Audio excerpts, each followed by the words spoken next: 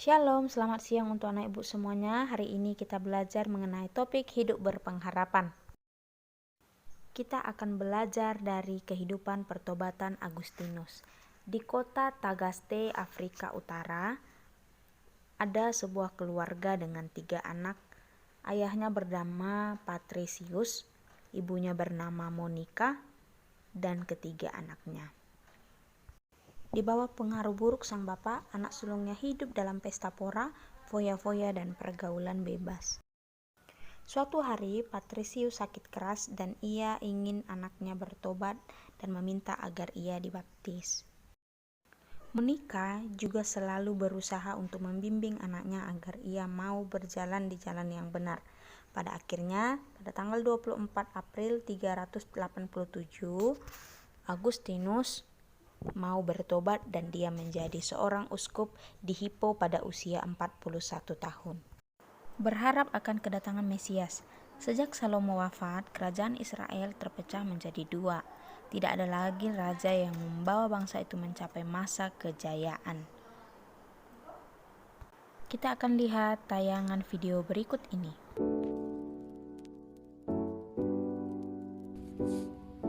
Salomo juga mendirikan istana untuk tempat tinggalnya yang dibangun selama 13 tahun. Salomo memperlengkapi bait suci dengan berbagai perkakas dari tembaga dan emas. Setelah bait suci selesai, imam-imam meletakkan tabut perjanjian di ruang Maha Kudus, maka awan kemuliaan Tuhan memenuhi bait suci. Salomo berdoa menaikkan pujian dan pengagungan kepada Tuhan Allah Israel. Ia berdoa agar ketika bangsa Israel memohon kepada Tuhan dengan mendatangi atau berkiblat pada bait suci, Tuhan akan selalu berkenan untuk mendengarkannya. Salomo memberkati seluruh bangsa Israel lalu mempersembahkan korban bagi Tuhan sebagai tanda pentahbisan dan perayaan selesainya bait suci. Ratu negeri Sheba mendengar kabar tentang Salomo, lalu mengunjunginya dengan membawa banyak pemberian. Ratu Sheba sangat kagum dengan hikmat yang dimiliki Salomo. Ketika pulang, Ratu Sheba juga menerima banyak pemberian dari Salomo. Raja Salomo jatuh cinta pada banyak perempuan asing. Ia memiliki 700 istri dan 300 gundik. Akhirnya, Salomo jatuh ke dalam penyembahan berhala. Tuhan sangat marah dan sebagai hukumannya, Tuhan akan mengoyakkan kerajaan Israel menjadi 2 dan memberikan separuhnya kepada orang lain. Tuhan membangkitkan lawan-lawan Salomo dari bangsa-bangsa di sekelilingnya. Tuhan juga membangkitkan Yerobeam bin Nebat, seorang pegawai Salomo yang akan menerima separuh kerajaan, sesuai nubuat Nabi Ahia.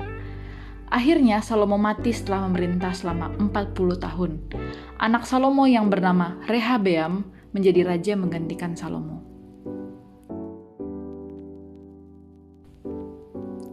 Setelah Rehabeam dinobatkan menjadi raja, ia menolak meringankan beban pekerjaan rakyat, sehingga 10 suku Israel yang dipimpin Yerobeam memisahkan diri.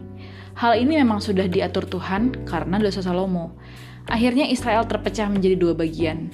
Yang pertama, kerajaan Yehuda dipimpin oleh Rehabeam, terdiri dari 2 suku, Yehuda dan Benyamin, ditambah dengan orang Lewi dan para imam yang disingkirkan oleh Yerobeam. Yang kedua, kerajaan Israel dipimpin oleh Yerobeam bin Nebat, terdiri dari 10 suku Israel sisanya. Yerobeam melakukan apa yang jahat di mata Tuhan. Ia membuat berhala lembu emas, tempat ibadah sendiri, tata ibadah sendiri, hari raya sendiri, dan mengangkat imam sendiri. Tuhan memerintahkan abdi Allah dari Yehuda untuk memperingatkan Yerobeam, tetapi Yerobeam tetap menolak untuk bertobat. Dari tayangan video yang telah kita saksikan berikut ini, kita belajar bahwa kerajaan Israel yang telah dijajah oleh bangsa lain menjadi tawanan dan dibuang ke Babel, bahkan mereka dijajah oleh bangsa yang lainnya. Umat Israel yang terbagi menjadi 2 kelompok, yaitu mereka yang sudah kehilangan harapan dan kepercayaan terhadap janji Allah, dan kelompok mereka yang masih percaya pada janji Allah dan tetap berpengharapan akan datangnya Sang Mesias yang akan membebaskan mereka.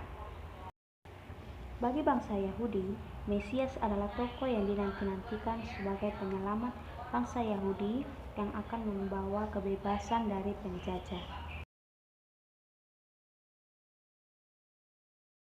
Dalam kelompok kedua, ada seorang bernama Simeon. Simeon yang setia dan percaya akan kedatangan Mesias. Pengharapan Simeon tidak sia-sia. Suatu hari, Roh Kudus menggerakkan hatinya untuk datang ke Bait Suci. Di sana, ia bertemu dengan Maria dan Yusuf yang sedang membawa bayi Yesus. Dari Simeon, kita belajar bahwa penting sekali untuk hidup berpengharapan, tidak berputus asa, bahkan sebaliknya, berpegang teguh pada keyakinan akan janji Allah. Pengharapan akan membuat kita mampu bertahan dalam situasi yang sangat sulit sekalipun. Pengharapan seumpama motor yang menggerakkan roda hidup kita melewati jalan terjal dan berliku. Itu sebabnya penulis kitab Ibrani menggambarkan pengharapan sebagai sauh yang kuat dan aman bagi jiwa. Kisah Simeon adalah contoh betapa pengharapan yang dipegang teguh tidak akan sia-sia.